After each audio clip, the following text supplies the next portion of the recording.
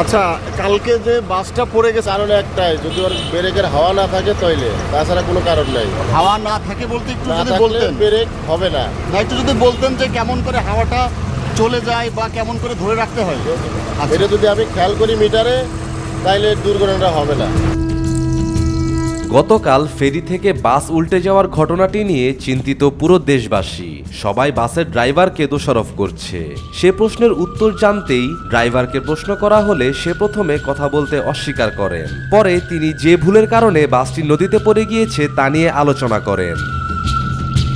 না, এটা ড্রাইভারের ভুল আছে, কারণ আপনার একটা গাড়ি একটা ড্রাইভারের উপরে নির্ভরশীল। এতগুলো যাত্রী, এতগুলো গাড়ি, যাত্রী, হ্যাঁ। সব কিছু ড্রাইভারের উপর নির্ভরশীল।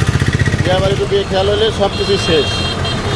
গাড়ি বন্ধ, গাড়ি যদি আমি ব্রেক মারি এখানে দাঁড়ায় থাকি, কানেই আমার হাওয়া আস্তে আস্তে কমবে।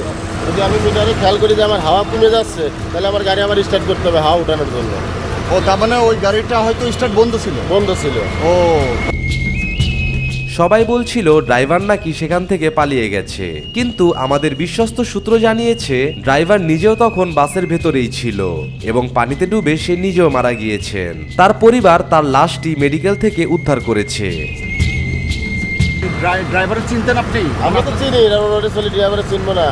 তার যে অভিজ্ঞতা, তার কি অনেক অনেক অভিজ্ঞতা ছিল নাকি কম অভিজ্ঞতা না, ছিল? অভিজ্ঞতা যথেষ্ট ছিল, যেহেতু এটা পরিবহনে গাড়ি চালায়, একদম কম হলে তো চালাইতে পারবে না, কোনো মালিক দেবে না গাড়ি। কিন্তু এইরকম ভুল কি একজন ড্রাইভার করতে পারে?